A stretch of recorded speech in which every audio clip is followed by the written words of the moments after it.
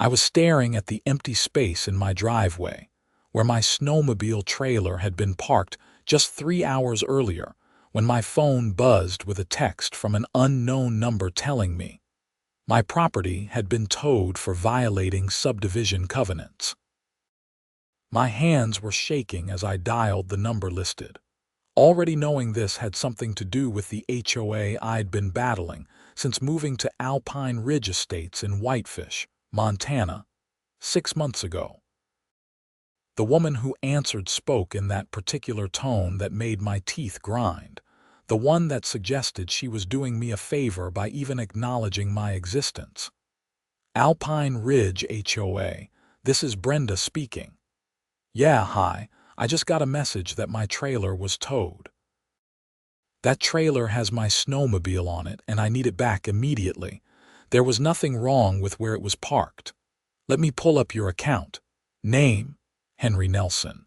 428 Glacier View Drive. I heard typing, then a satisfied little hum that made me want to throw my phone across the yard. Ah yes, Mr. Nelson. Your trailer was in violation of Section 7, Paragraph 3 of the subdivision covenants.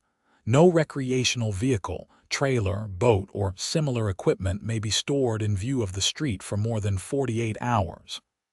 I've had that trailer for 6 months. Why is this suddenly a problem?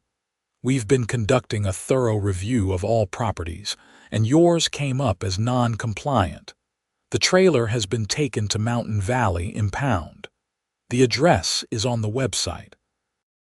You'll need to pay the towing fee and provide proof you have alternate storage arrangements before you can retrieve it. My jaw clenched so hard I thought my teeth might crack. How much is the towing fee? That would be between you and the impound company. They set their own rates.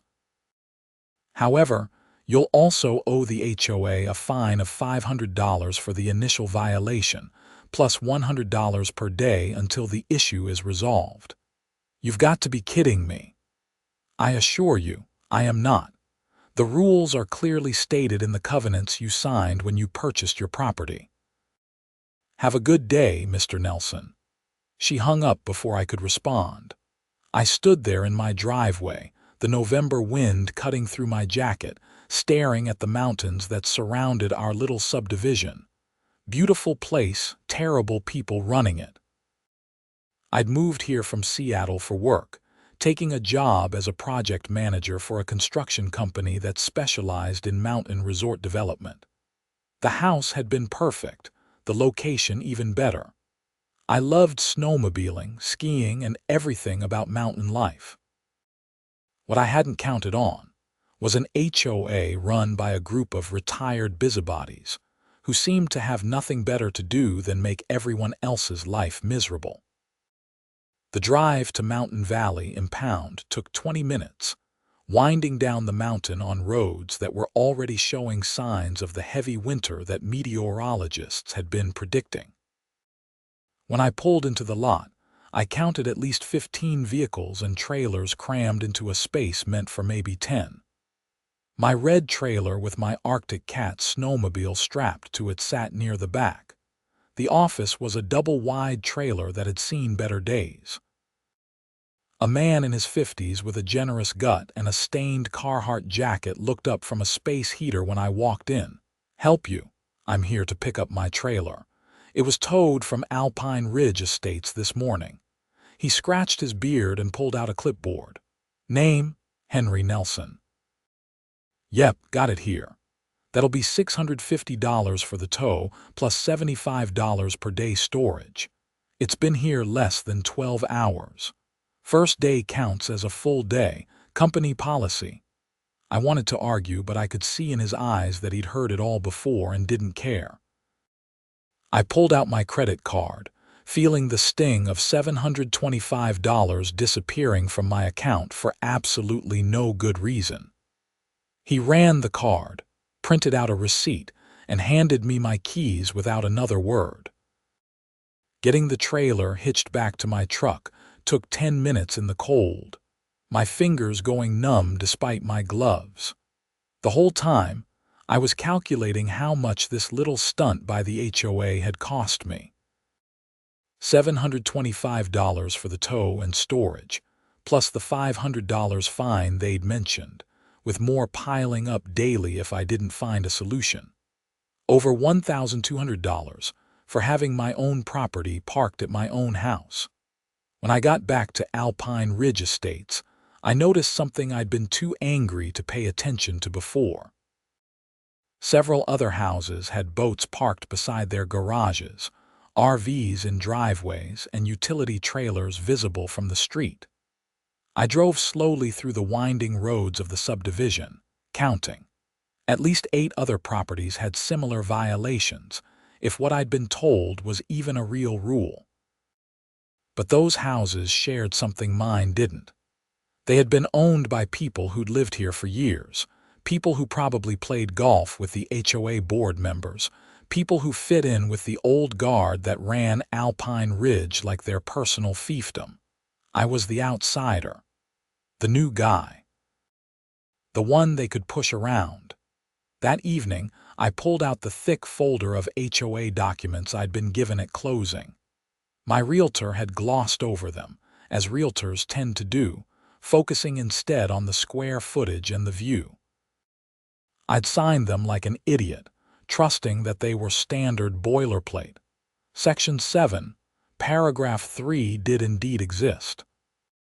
But as I read further, I found Section 7, paragraph 5, which stated that any covenant enforcement had to be applied uniformly across all properties, without discrimination or selective application. I pulled out my phone and started taking pictures, driving back through the neighborhood to document every single violation I could find. By the time I was done, I had photos of 12 different properties with clear violations identical to mine. I sent an email to the HOA board that night, attaching all the photos and citing Section 7, paragraph 5. I kept it professional but firm. Either they needed to tow everyone's trailers and boats, or they needed to back off mine. The response came the next morning from Brenda Morrison, who I learned was the HOA president. Her email was 3 paragraphs of bureaucratic double-speak that basically said they would address other violations in due time. But that didn't change the fact that I was currently in violation and needed to resolve it immediately or face escalating fines. I called a lawyer that afternoon. His name was Richard Stokes, and he specialized in HOA disputes. His retainer was $2,000, but at this point, I was angry enough that the money didn't matter. This was about principle. They can't selectively enforce, Richard told me over the phone after I'd explained the situation.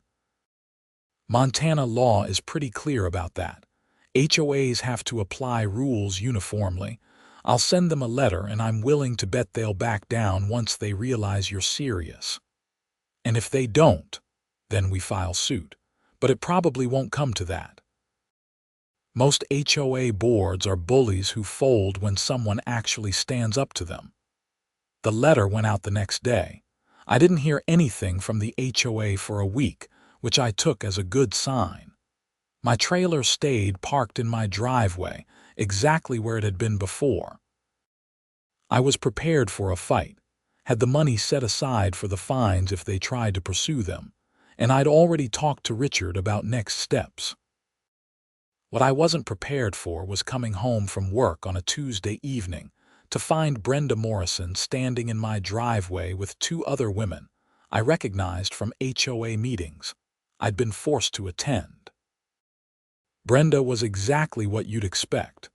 Mid-50s, highlighted blonde hair cut in a bob, wearing a North Face jacket that probably cost more than my truck payment, and an expression that suggested she smelled something unpleasant. "Mr. Nelson, we need to talk," she said as I got out of my truck. "I don't think we have anything to discuss. My lawyer sent you our position. The trailer stays unless you enforce the rules equally for everyone." "That's actually what we wanted to discuss." One of the other women stepped forward. She was younger, maybe early 40s, with dark hair and a slightly less hostile expression. "I'm Patricia Dunham. I'm on the HOA board. We've reviewed your concerns and we're willing to offer a compromise." "I'm listening." "We'll waive your fines if you agree to park the trailer behind your house, out of view from the street. We'll also begin enforcement proceedings for the other violations you documented, but we need time to do that properly. We can't just start towing everyone's property without warning."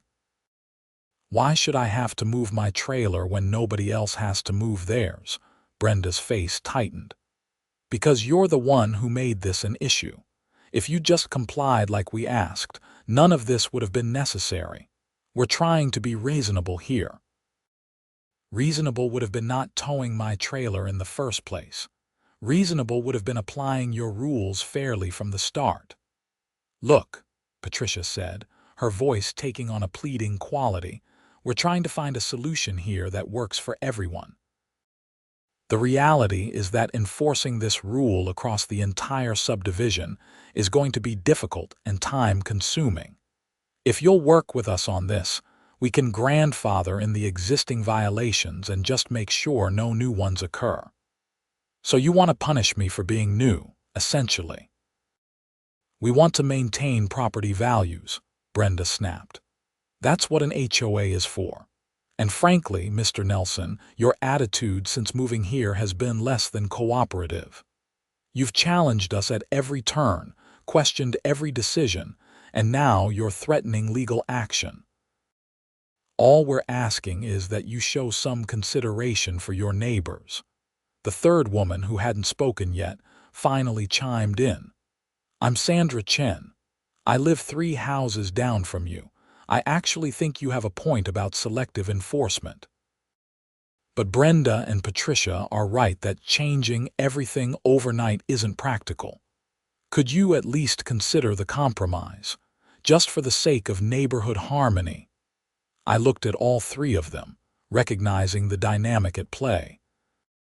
Brenda was the tyrant, Patricia was trying to play good cop, and Sandra was the reasonable neighbor trying to smooth things over.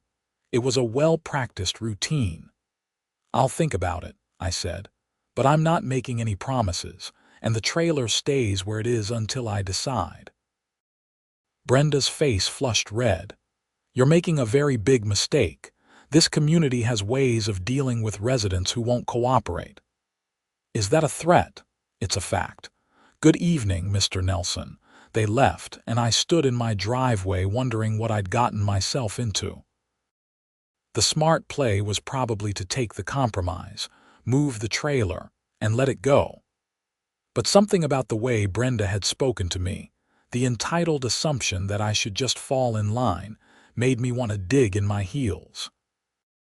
Over the next 2 weeks, I experienced what Brenda had meant by the community having ways of dealing with non-cooperative residents.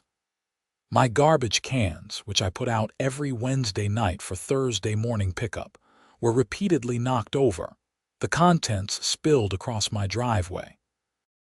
Someone filed a complaint that my grass was too long, despite the fact that it was November and grass doesn't grow in Montana in November.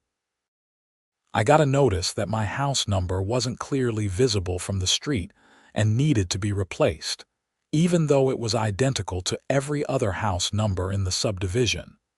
Each complaint came with a potential fine. Each one required me to respond in writing, document my compliance, and wait for the HOA to verify. It was death by 1,000 paper cuts, and I knew it was intentional. Richard filed a formal complaint with the Montana Department of Commerce, which oversees HOA regulations in the state. We had a strong case for harassment and selective enforcement. But these things take time, and in the meantime, I was spending my evenings dealing with petty complaints instead of enjoying the mountain life I'd moved here for. The first major snowfall came in early December, dumping 2 feet of powder on whitefish in 24 hours. It was exactly the kind of snow that made this place magical, the kind that had me itching to get my snowmobile off the trailer and onto the mountain. But I'd made a decision that the trailer was staying put, no matter what, so there it sat. I'd been talking to some of my neighbors, the ones who weren't part of Brenda's inner circle, and I'd learned some interesting things about Alpine Ridge Estates. The subdivision had been built 15 years ago by a developer who'd gone bankrupt during the 2008 financial crisis. The HOA had been formed to maintain the private roads and the small community center at the entrance. Over time, Brenda and her friends had taken control of the board and had gradually expanded their authority, adding rules and regulations that went far beyond the original covenants.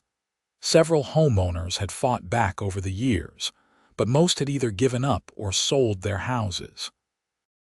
The ones who stayed had learned to keep their heads down and not make waves. I was the first person in years to really challenge them, which explained why they were coming after me so hard. What nobody seemed to realize, or at least what nobody talked about, was that Alpine Ridge Estates was built in what was essentially a box canyon. There was only one road in and out, a winding 2-lane path that climbed up from Highway 93 and ended at the last house in the subdivision. Above us were steep mountain slopes, heavily forested and prone to avalanches. The developer had been required to install avalanche barriers and warning systems, but maintenance on those systems was expensive, and I'd heard rumors that the HOA had been cutting corners on that budget to save money. I didn't think much about it until mid-December, when a meteorologist from Missoula was interviewed on the local news about the winter forecast. She was predicting an unusually heavy snow season, potentially record-breaking, with significant avalanche danger in the mountain communities around Flathead County. Residents in areas like Alpine Ridge Estates, Canyon Creek, and Mountain View Heights should be particularly vigilant, she said, pointing to a map. These subdivisions are all in high-risk zones, and if we get the kind of snowfall I'm expecting, there's a real possibility of road closures and avalanche activity. I watched the segment with growing unease. I'd been so focused on my battle with the HOA that I hadn't really thought about the bigger picture of living in an avalanche zone. I made a note to check the emergency preparedness information the county had sent out when I'd first moved in. The next HOA meeting was scheduled for December 18th, and I made sure to attend. About 30 homeowners showed up, which was apparently a good turnout. Brenda ran the meeting like a drill sergeant, going through old business and new business with barely a pause for discussion. When we got to the topic of the annual budget, I raised my hand. "Yes, Mr. Nelson." Brenda's tone suggested she'd rather ignore me, but she couldn't in a public meeting. I noticed that the line item for avalanche barrier maintenance has been cut by 40% from last year. Given the forecast for heavy snow, is that wise? A murmur went through the room. Several people looked at each other with concern. "The avalanche barriers are functioning properly," Brenda said dismissively. "We had them inspected last spring and they're fine. We're reallocating those funds to landscaping improvements at the community entrance. With all due respect, landscaping improvements aren't going to matter if an avalanche blocks our only road out. The county has responsibility for avalanche control on the main highway," Patricia interjected. "Our barriers are just supplementary. But they're still important, right? And if the forecast is calling for record snow, shouldn't we be increasing that budget, not cutting it? Mr. Nelson, I appreciate your concern, but the board has reviewed this carefully and made our decision. We have engineers who advise us on these matters. Unless you have a degree in civil engineering that you haven't told us about, I think we can trust the experts." There was a smattering of nervous laughter from the Brenda Morrison fan club, but I noticed several homeowners who didn't look amused at all. An older man near the back raised his hand. "I actually do have a civil engineering degree," he said. "Retired from the Army Corps of Engineers." "And I agree with Mr. Nelson. Cutting that budget seems short-sighted." Brenda's face tightened. "We'll take your concerns under advisement, Mr. Patterson. Now, moving on to the next item." After the meeting, the engineer, whose name was George Patterson, came up to me. He was in his 70s, lean and weathered, with the kind of no-nonsense demeanor that came from decades of dealing with actual problems instead of HOA politics. "You're the guy with the snowmobile trailer," he said. "That's me. Good for you. Brenda and her crew have needed someone to stand up to them for years. But this avalanche barrier thing is more serious. I've been looking at those barriers, and they're not in good shape. The maintenance records are spotty at best. If we get the kind of snow they're predicting, we could have real problems." "What kind of problems?" "Best case, small slides that dump snow on the road and make it impassable for a while. Worst case, a major slide that could damage homes or hurt people. The barriers are designed to redirect slides away from the subdivision, but they only work if they are properly maintained." "Can you bring this up with the county?" "Already tried. The county says it's the HOA's responsibility since we're a private subdivision. They'll help with evacuation if needed, but prevention is on us." We exchanged phone numbers, and I left the meeting more concerned about avalanches than I was about my trailer dispute. The two issues seemed separate at the time, but they were about to become very connected in ways I couldn't have predicted. Christmas came and went. I flew back to Seattle to spend it with family, and when I returned to Montana on December 28th, the snow had piled up significantly. We'd gotten another 3 feet while I was gone, and the forecast was calling for a major storm system to move in on New Year's Eve. My trailer was buried under snow, but I made a point of shoveling it out. Brenda had sent me another violation notice while I was gone, this time claiming that the snow-covered trailer was an eyesore. I sent her a reply suggesting that if she wanted to come shovel it herself, she was welcome to. The storm hit right on schedule. It started snowing around 6 p.m. on New Year's Eve and didn't stop for 36 hours. I spent New Year's Day inside, watching the snow pile up outside my windows, monitoring the weather reports, and hoping my generator would hold out if we lost power. The snow finally stopped on January 2nd, leaving us with nearly 4 feet of fresh powder on top of what was already there. It was beautiful and terrifying at the same time. The mountains around Alpine Ridge were completely white, the trees heavy with snow, everything silent and pristine. I was drinking coffee and staring out my window that morning when I heard the sound. It was like thunder, but deeper, more sustained.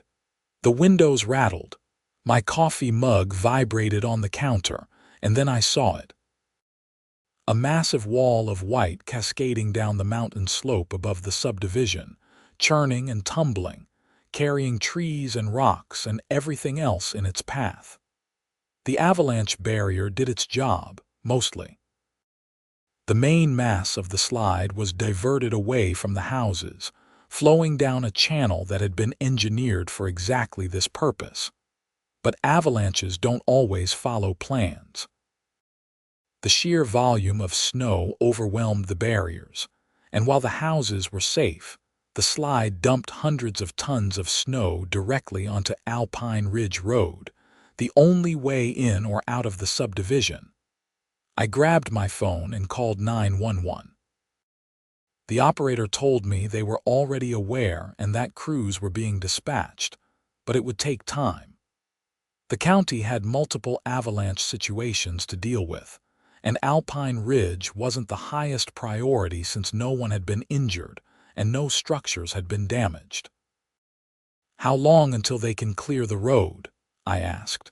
Could be 24 hours, could be longer. Depends on conditions and priorities. I'd recommend that everyone shelter in place and be prepared for an extended road closure. I hung up and immediately thought about supplies. I was fine. I'd stocked up before the storm and had plenty of food, water, and fuel. But I knew a lot of my neighbors hadn't been as prepared. Alpine Ridge residents tended to be the type who were used to running to the store whenever they needed something, not the survivalist types who kept months of supplies on hand. My phone started buzzing with texts. A neighborhood group chat that I'd been added to months ago but had mostly ignored was suddenly lighting up with messages. People were panicking, asking if anyone knew when the road would be cleared, complaining that they had work the next day, wondering if helicopters could be brought in. Then my phone rang. It was a number I recognized, Brenda Morrison. "Mr. Nelson, this is Brenda. I'm calling because we have a situation." "Yeah, I noticed. The Avalanche kind of hard to miss.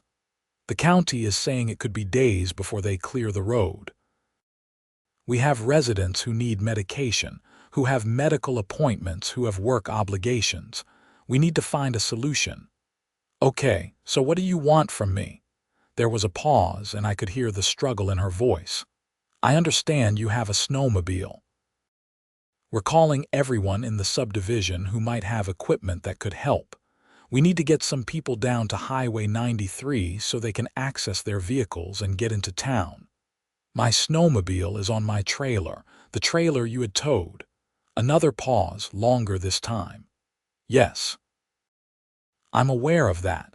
We're hoping you might be willing to help anyway, given the circumstances." I should have jumped at the chance. Should have been the bigger person, should have offered to help immediately. But 6 weeks of harassment, fines, threats, and petty complaints had left me with very little charitable feeling toward Brenda Morrison and her HOA. "I'll think about it," I said and hung up. The phone rang again immediately. I let it go to voicemail. It rang 3 more times over the next hour, along with a series of increasingly desperate texts from Brenda. I wasn't trying to be cruel. I was just tired of being pushed around, and some petty part of me wanted Brenda to stew in the consequences of her actions. But as the day wore on and I saw more messages in the neighborhood group chat, I realized that this wasn't just about Brenda. There were people who genuinely needed help. George Patterson sent me a direct text. "I know you and Brenda have history. But there's a woman on Spruce Lane whose husband has dialysis appointments. If he misses more than 1 or 2, it could be serious. I'm too old to ride a snowmobile safely, but if you've got one, you could really make a difference." That got to me. I texted back asking for details and learned that the woman's name was Margaret. Her husband was Carl, and he had dialysis 3 times a week in Whitefish. He'd missed his Monday appointment because of the storm and was supposed to go Wednesday morning. If the road wasn't cleared by then, he'd be in trouble.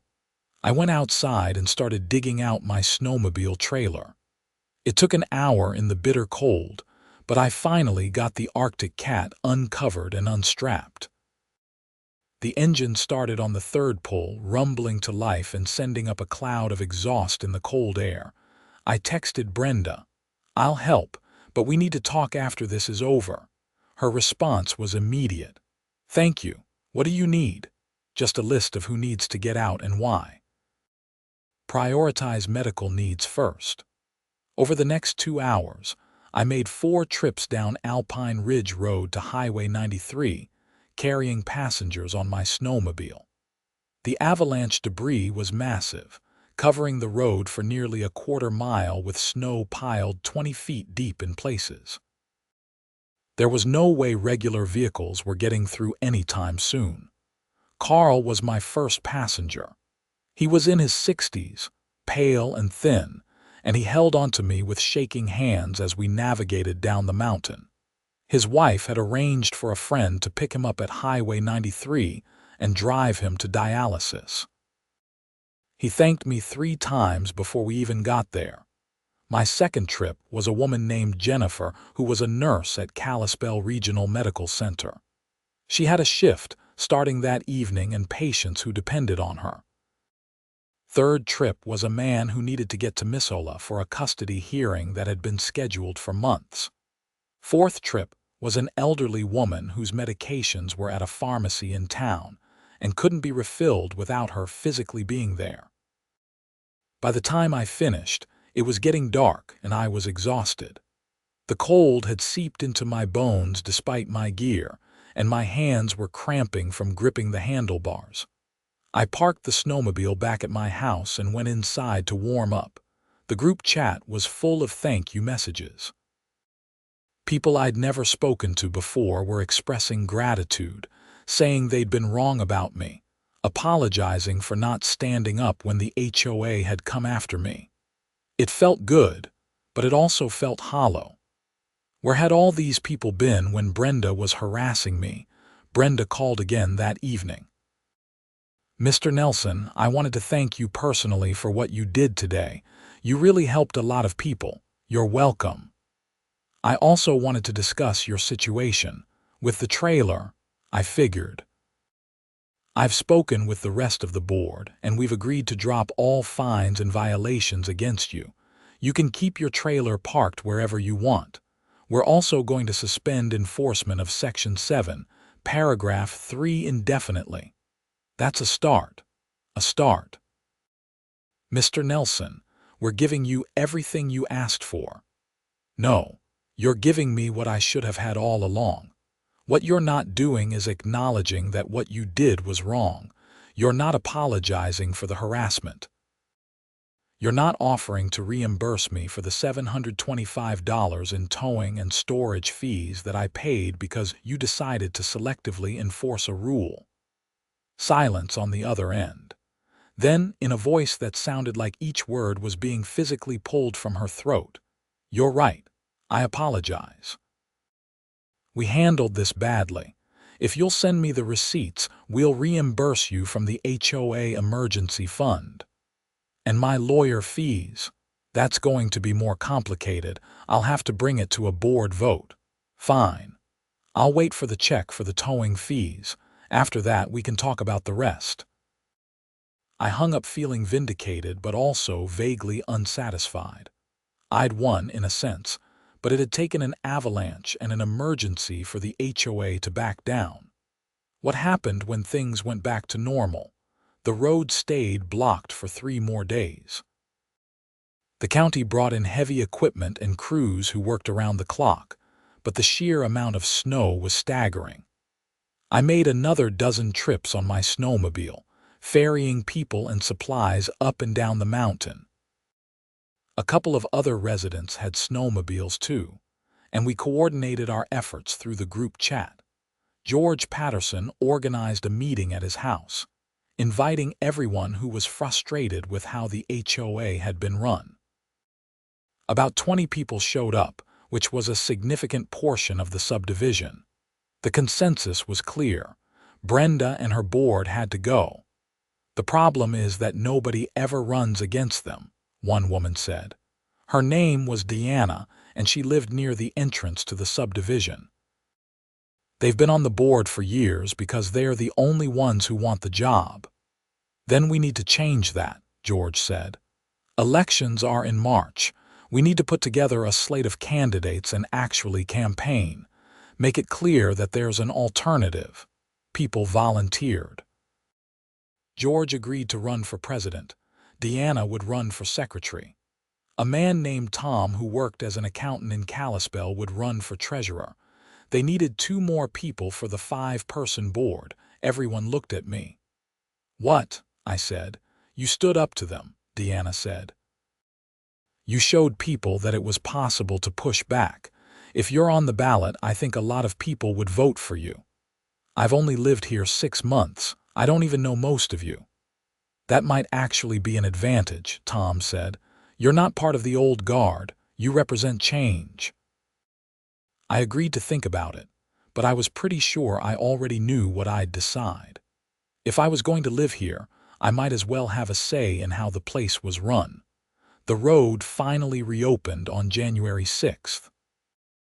The county crews had worked a minor miracle, clearing enough snow to create a single-lane passage that was passable with four-wheel drive.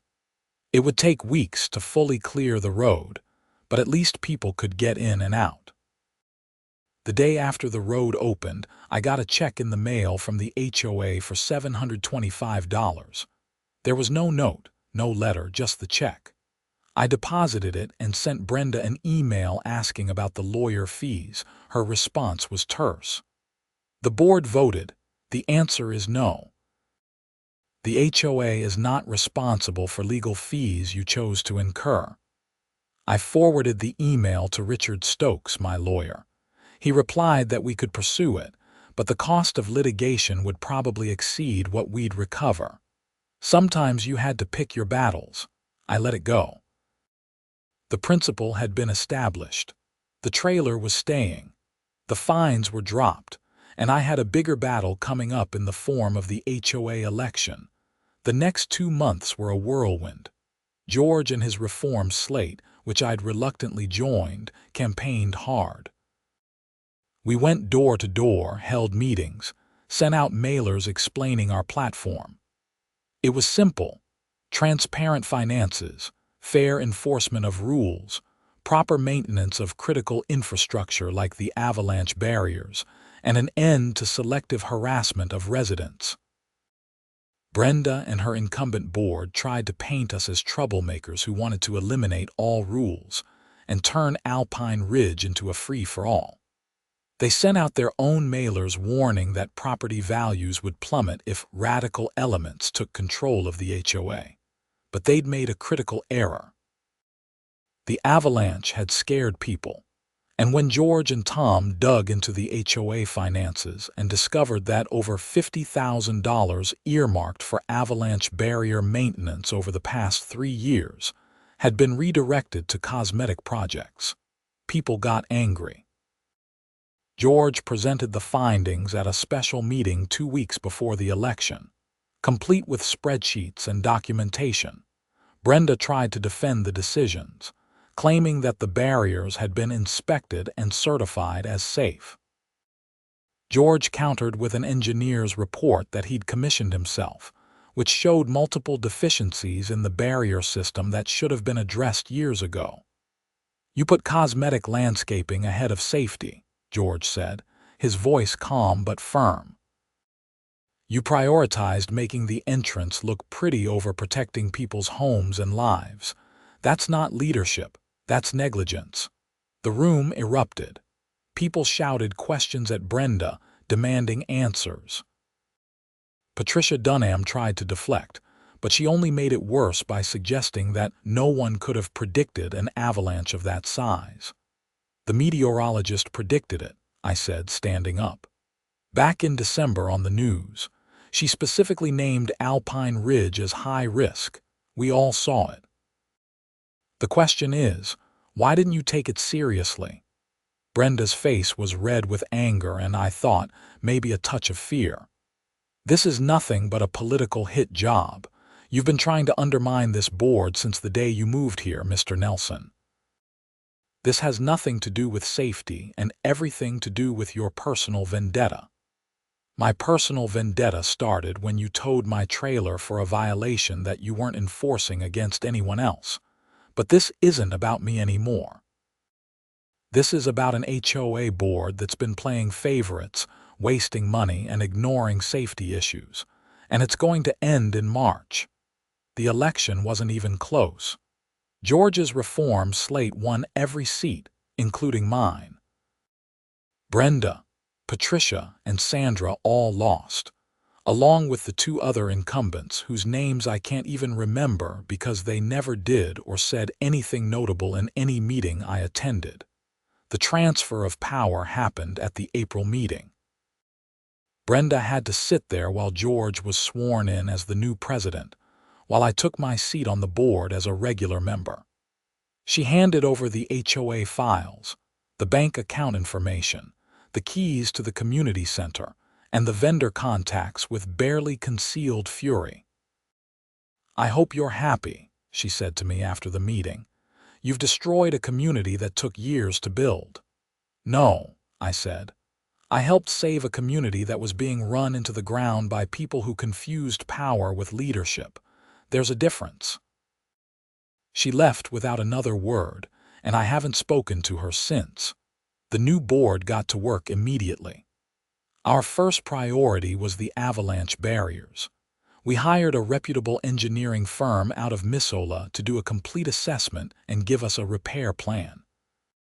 The cost was steep, $75,000 to bring everything up to current standards. We had to pass a special assessment to cover it, which meant every homeowner got hit with a one-time fee of about $800. People grumbled, but they paid. After the January avalanche, no one wanted to take chances. The repairs were completed by June, just in time for the summer storm season. We also implemented new rules for enforcement. All violations had to be documented with photos and dates. All enforcement actions had to be applied uniformly across all properties. Any homeowner who received a violation notice had the right to appeal to the full board, not just the president. And we published the HOA finances online every month, so everyone could see exactly where their money was going. It wasn't perfect. We had disagreements, arguments, debates about how to handle various situations. But it was transparent and it was fair, and that made all the difference. My trailer stayed in my driveway. No one bothered me about it. In fact, after the avalanche rescue operation, my snowmobile became something of a neighborhood asset. When we got hit with another major storm in February, I was one of the first people others called for help. The following winter was milder, thankfully. We had normal snowfall, no avalanches, no emergencies. The new avalanche barriers did their job, redirecting a few small slides away from the road without incident. George liked to joke that we'd overpaid for insurance we didn't end up needing, but everyone knew that wasn't true. Insurance is only overpaying if nothing goes wrong. By the time spring rolled around again, Alpine Ridge Estates felt like a different place. People were friendlier, more willing to help each other out. The toxic atmosphere that Brenda and her board had created gradually dissipated, replaced by something that actually felt like a community. I stayed on the HOA board for 2 terms, 4 years total. By the end, I was ready to step down and let someone else take over. I'd made my point, helped fix the problems I'd seen, and I was ready to just enjoy my life without being in the middle of neighborhood politics. But I never forgot the lesson of that first year. HOAs can be useful organizations when they're run by people who care about the community more than they care about power. But they can also become tiny fiefdoms run by petty tyrants who use rules as weapons against anyone they don't like. Standing up to that kind of abuse is exhausting. It costs money, time, and emotional energy. But sometimes it's necessary because the alternative is worse. The alternative is living in a place where you're constantly looking over your shoulder, waiting for the next violation notice, the next fine, the next fight. I was lucky in a way. The avalanche forced a reckoning that might not have happened otherwise. It exposed the HOA's mismanagement in a way that couldn't be ignored or explained away. And it gave me an opportunity to prove that I wasn't just complaining for the sake of complaining. I was willing to help when it mattered. Looking back, I can see that Brenda Morrison probably thought she was doing the right thing. She wanted Alpine Ridge to be a nice place, well-maintained with high property values.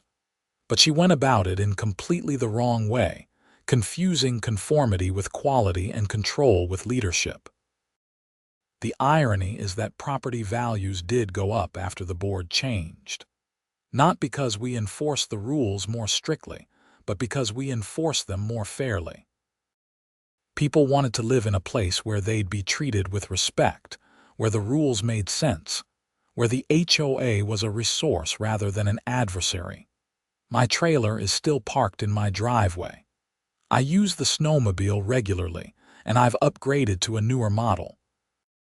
Every time I drive past the community entrance, I see the Avalanche barriers up on the mountain slope, and I think about how close we came to disaster because a few people decided that landscaping was more important than safety.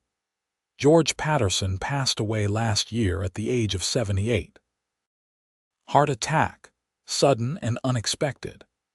At his funeral, dozens of Alpine Ridge residents showed up to pay their respects. We all knew that he'd been the real leader of the reform movement, the one with the expertise and credibility to challenge Brenda's decisions about the Avalanche barriers. I'd been the public face of the trailer controversy, but George had been the one who probably saved lives. His wife told me that George had enjoyed those last few years on the HOA board more than he'd enjoyed most of his retirement. He liked having a purpose again, liked feeling useful. That meant something to me, knowing that our little suburban rebellion had given him that. I still live in Alpine Ridge Estates. I still love the mountains, the snow, the lifestyle that drew me here from Seattle. My career has flourished. I've been promoted twice and now oversee major projects across Montana and Idaho. I've dated a few people, nothing serious yet, but I'm not in a hurry. Life is good. The current HOA board is made up of people I helped recruit and train during my time in office. They're doing a solid job, maintaining what we built, making small improvements, staying focused on what matters. The subdivision runs smoothly without drama, exactly as it should. I saw Brenda Morrison once, about a year ago, at her restaurant in Whitefish. We made eye contact across the room. She looked away first. A part of me wanted to walk over to say something to find some kind of closure or peace. But I didn't. Some conflicts don't need resolution, they just need to end. I think about that first phone call sometimes when I discovered my trailer had been towed. The rage I felt, the sense of injustice. It would have been easy to just give in, to move the trailer, to keep my head down. Most people do exactly that when confronted by an HOA that's overstepping. They calculate the cost of fighting versus the cost of complying, and they decide it's not worth the hassle. But sometimes the cost isn't just financial. Sometimes it's about dignity, about standing up for what's right, about refusing to be bullied. I paid a price for that stand, in money and stress and time. But I got something back that was worth more, the knowledge that I hadn't backed down and a community that was better for it. The Avalanche was an act of nature, random and unpredictable. But the HOA's failure to maintain the barriers, their decision to prioritize cosmetics over safety, that was a choice. And when that choice resulted in people being trapped, when they needed help from the very person they'd been harassing, that was justice of a sort. Brenda begging for help wasn't satisfying in the way I'd imagined it might be. It was actually kind of sad, seeing someone who'd been so certain of their authority suddenly rendered powerless by circumstances. But it was necessary. It forced her and everyone else to recognize that communities need people who are willing to help, not just people who are willing to enforce rules. I helped because it was the right thing to do, but I also helped on my terms. I made them acknowledge what they'd done wrong. I used the leverage I had to force change. Some people might say that was petty or vindictive, but I think it was fair. You don't get to abuse people and then expect them to bail you out without any consequences. The lawyers never did get involved beyond sending that initial letter. Richard Stokes sent me a final bill that was less than his retainer, and he included a note saying it had been a pleasure to work with someone who actually stood up to an HOA instead of just complaining. He'd seen too many cases where people backed down at the first sign of serious conflict. I framed the receipt from the towing company and hung it in my garage, right next to my HOA board member certificate. It reminds me where I started and how far things have come. Visitors ask about it sometimes, and I tell them the story. Most people are amazed that I fought back. Some tell me about their own HOA horror stories and ask for advice. My advice is always the same. Read your covenants, document everything, and don't be afraid to stand up for yourself. HOAs have power, but that power isn't unlimited. They can be challenged, they can be changed, and they can be held accountable. But only if people are willing to do the work. It's been 5 years now since that phone call about my towed trailer. 5 years since the avalanche that changed everything. Alpine Ridge Estates is a better place than it was, and I like to think I played a role in that.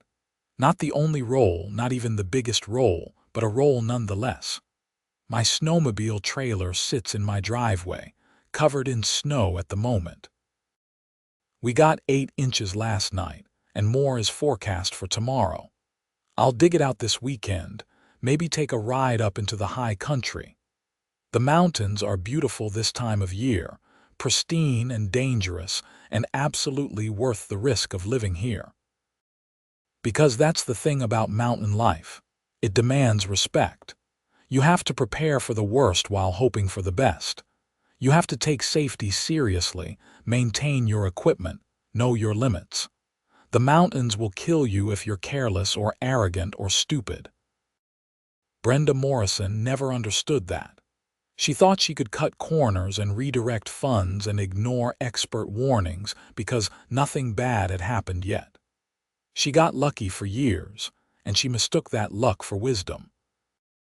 The avalanche taught everyone a lesson, but the lesson wasn't the same for everyone. Some people learned that nature is powerful and unpredictable and must be respected. Other people just learned that they needed someone with a snowmobile around for emergencies. I learned that sometimes standing up for yourself leads to standing up for others, and that both are worth doing even when it's hard.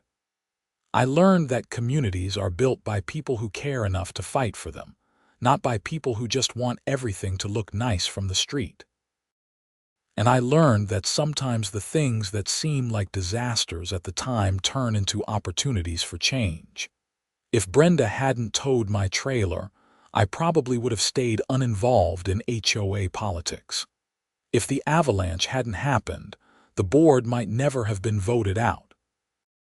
If people hadn't been forced to rely on each other during an emergency, they might never have built the community bonds that made everything else possible. So in a strange way, I'm grateful for all of it. The towing, the harassment, the fines, the avalanche, the whole messy drama. It made me part of something bigger than myself. It gave me a purpose I didn't know I needed. And it resulted in a place that I'm genuinely proud to call home. My trailer isn't going anywhere. Neither am I. This is where I belong, and I earned my place here by refusing to be pushed out by small-minded people who confused their preferences with everyone else's obligations. That's worth more than any amount of money, more than any amount of convenience. The HOA sign at the entrance to Alpine Ridge Estates got replaced last year. The new one is simpler, less pretentious. It just says Alpine Ridge Estates and lists the emergency contacts. No fancy scrollwork, no elaborate landscaping budget, just clear information that might actually be useful in a crisis. That sign, more than anything else, represents what we built. Function over form, safety over aesthetics, community over conformity. It's not revolutionary, it's just common sense. But common sense was in short supply around here for too long. I still get thanked occasionally by neighbors who remember the avalanche winter and the rides I gave people on my snowmobile. Carl, the dialysis patient, brings me a pie every Christmas. Margaret, his wife, insists that I saved his life. which is probably an exaggeration, but I accept the pie anyway because it's delicious. Jennifer, the nurse I took down to Highway 93, ended up dating one of the other snowmobilers who'd helped with the rescue operation. They got married last summer, and they invited me to the wedding. In his toast, he joked that they had an avalanche to thank for bringing them together, which got a big laugh. These are the kinds of connections that make a place feel like home. Not the perfectly manicured lawns or the uniform mailboxes, but the shared experiences and the knowledge that people will help each other when it matters. That's what Brenda and her board never understood. You can't create community by enforcing compliance. You create it by fostering cooperation, by treating people fairly, by leading with humility instead of arrogance. The weather forecast for tomorrow shows clear skies and cold temperatures, perfect for snowmobiling. I think I'll take that ride I mentioned, head up into the high country, maybe explore some new terrain. The avalanche barriers will do their job if they need to, the road will stay open, and life will continue in this little box canyon that I've come to love. And my trailer will be right here in my driveway when I get back, exactly where it belongs, exactly where it's staying, no matter what any HOA president past or future might think about it. That's not negotiable. That's not up for debate. That's just how it is and how it's going to remain. Because I learned something important 5 years ago. Sometimes the hill you choose to die on turns out to be worth defending after all.